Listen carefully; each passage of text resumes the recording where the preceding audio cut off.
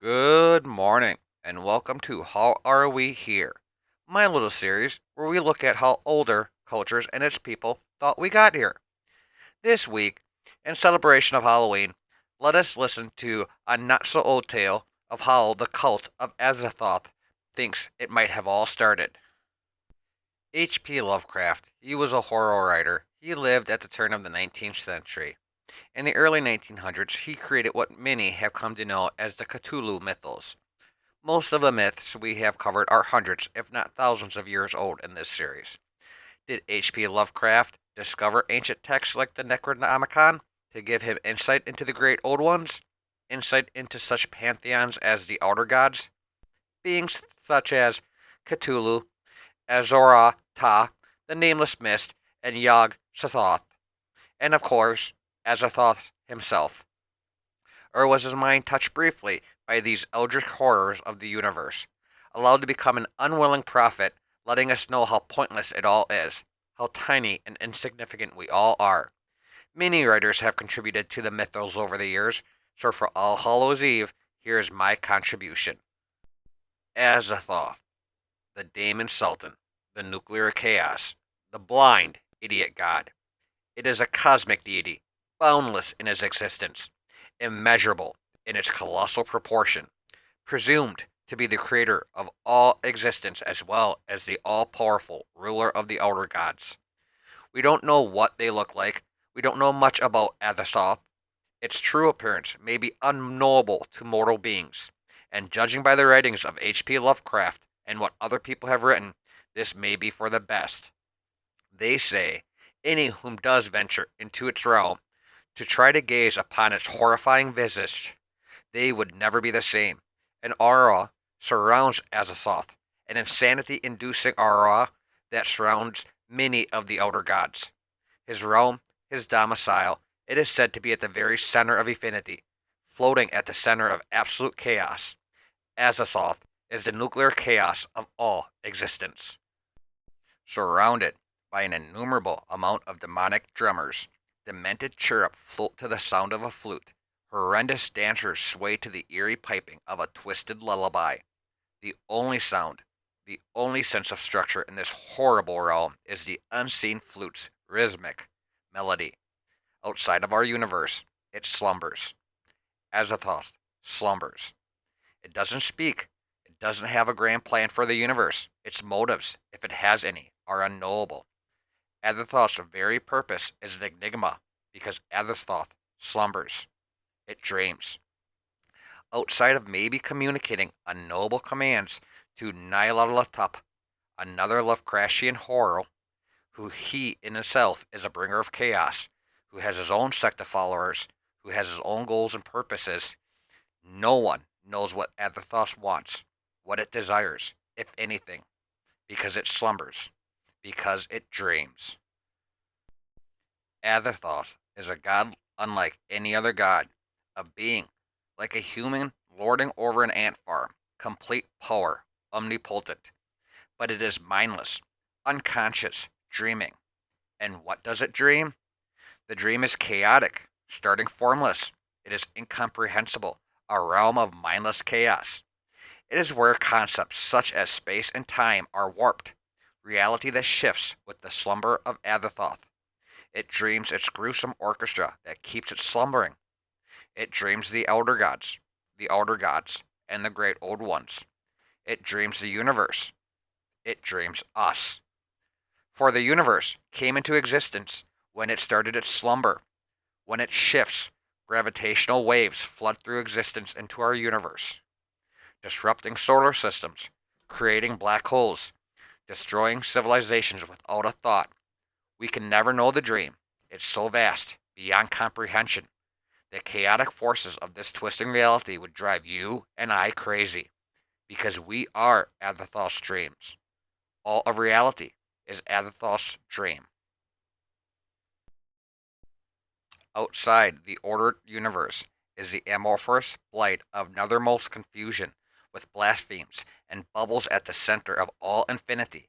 The boundless Daemon Sultan Azathoth, whose name no lips dare speak aloud, and who gnaws hungrily in inconceivable, unlighted chambers beyond time and space, amidst the muffled, maddening beating of vile drums and the thin, monotonous whine of an accursed flute.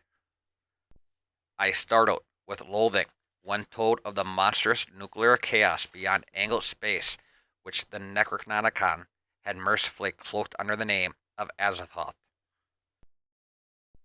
Eventually, there had been a hint of a vast, leaping shadows of monstrous, half-acoustic pulsing, and of the thin, monotonous piping of an unseen flute, but that was all. Gilman decided he had picked up the last conception from what he had read in the Necronomicon about the mindless entity, Azathoth, which rules all time and space, from a curiously invariant black throne at the center of chaos. Before his eyes, a kaleidoscopic range of phantasmal images played, all of them dissolving at intervals into the picture of a vast, unplumbed abyss of night, wherein whirled suns and worlds of an even profounder blackness. He thought of the ancient legends of ultimate chaos, at whose center sprawls the blind idiot god Azathoth, lord of all things, encircled by his flopping horde of mindless and amorphous dancers, and lulled by the thin, monotonous piping of a demonic flute held in a nameless paw. Out in the mindless void the daemon bore me, past the bright clusters of dimensional space, till neither time nor matter stretched before me, but only chaos, without form or place. Here the vast Lord of all in darkness muttered things he had dreamed but could not understand, while near him shapeless bat things flopped and fluttered in idiotic vortices that ray streams fanned. They danced insanely to the high, thin whining of a cracked flute clutched in a monstrous paw, whence flow the aimless waves whose chance combining gives each frail cosmos its eternal law. I am his messenger, the daemon said, as in contempt he struck his master's head.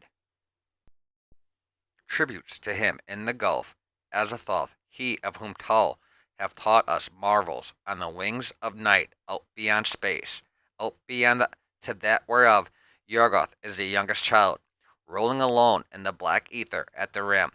Go out into the world and find ways whereof that he in the gulf may know. Azathoth is the greatest god who rules all of infinity from his throne at the center of chaos. His body is composed of all the bright stars of the visible universe, but his face is veiled in darkness. Long ago, there was a man. In his sleep, his dreams wandered. Why this man in particular, a sad, depressed man living in quaint, modest apartment, had this dream, we will never know. He dreamed of earthquakes. They shook the foundations of this world. He dreamed of volcanoes erupting.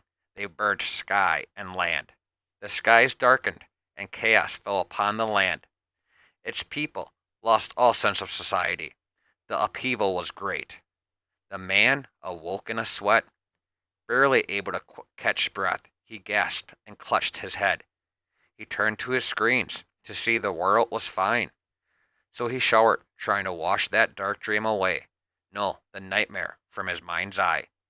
He ate breakfast at a local cafe, news playing in the corner of the room, as it did the day before, and the day before that. But he could not clear the visions. They tried to overlap his senses. As he went to work, he thought he saw looting out of the corner of his eyes, but it wasn't there. Just people, going about their day. While at work, he thought he heard horrendous screaming, ear-splitting screams of rage, yells for help. But as he looked around, it was a normal day. The man braved this weird day. He went through his routine trying to put the nightmare from the night before into the back of his head.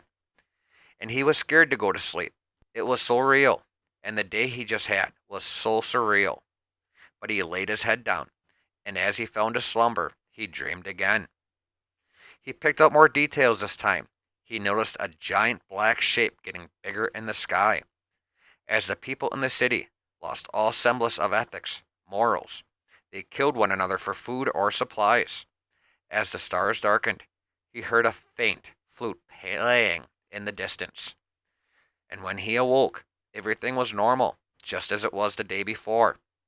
He struggled through his day, this time able to put the phantom images of his nightmare even further back to the back of his mind. He ate breakfast. He went to work, stopped at the grocer's at the end of the day. Even though he saw these visions while walking during his waking day, he braved it. It's just stress, he told himself. It's been a long few years. Things have gotten harder. It couldn't be real, the man thought to himself. And for the third night in a row, the man dreamed. If one could call it a dream, it was a nightmare. This one more horrible than the last. Countries, they faltered. They launched their devastating weapons at each other. Cities wiped out. He dreamed he was scrambling, trying to find old friends, distant family, not wanting to be alone. He dreamed of the fall of society, and it was horrible. Friend and family alike, scared and lashing out. Country against country, not even understanding why they were fighting. And in his dream, in this nightmare, the flute was louder. He could hear it more clearly. But he noticed the tune was slowing down, and this shocked him awake. The man sat upright, eyes darting everywhere, but something was different this morning. He could hear the sound of the flute slowly ending its tune. The man did not know what the sound was, but there were some who did, some who reveled in the flute's melody being silenced. And as the flute reverberated throughout creation, Azathoth stirred. The bat-like creatures that fluttered around it slowly faded out of existence. The demonic dancers stopped their dancing as the sound faded.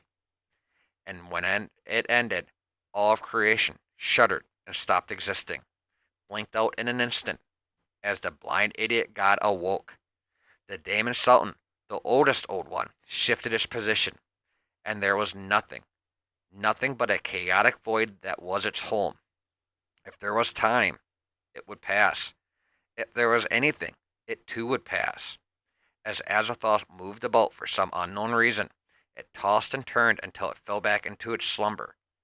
And now time again would begin as the flute began to play, because Azathoth slumbered again.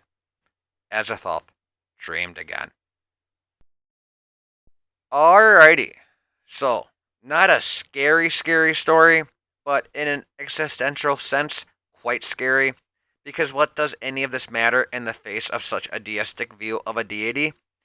I'd say about as much as it does with any other belief. We are here, and we don't know why. There are, of course, other stories of different deities dreaming reality with their own little caveats. There's one in Hindu and one in another culture I can't quite remember off the top of my head. And is there any reason to believe the Cthulhu Mythos are any more than stories created by H.P. Lovecraft and the other writers who want to play in his sandbox? Not really. And in the mythos itself, there is plenty of discussion on whether Azathoth is really dreaming up reality, or if reality is a byproduct of the chaotic forces he exudes.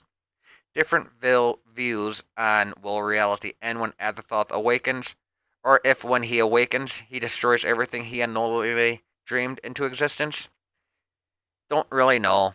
Like I said, lots of discussions in the Cthulhu Mythos on what Azathoth really is. Anywho, I wanted to tell a creepy origin story for Halloween, and I came up with this. There are also plenty of other resources online to learn about Azathoth if you want to, so feel free to look them up. You'd think that being written down stories, it would be easier to find one story explaining it all. There wasn't, so I did the best I could to splice something together for All Hallows Eve. Hey there, just one more minute or two to stick around. Thank you for listening to this tale of Azathoth and how he might be why we are all here. I hope you enjoyed it. Please do the whole YouTube thing. Subscribe, share, comment, and like the video. It's a couple seconds for you, but brightens my day immensely. I thank you all for that as well. Any engagement you are willing to do may help me make this channel more popular. I appreciate the view. Finally, if you enjoyed hearing this tale of Azathoth and what could be the reason creation exists, then maybe, just maybe, you'll like hearing other creation stories. I have a few other tales of how other cultures thought we got here on the channel. You should see last week's video over there, and I'll pop the How Are We Here playlist over here. Take a view. TLDR, I'm just some guy on the YouTube who did some reading on an interesting topic and shared it the best I could. Thank you all again. Happy Halloween. Please subscribe and take care. Keep safe.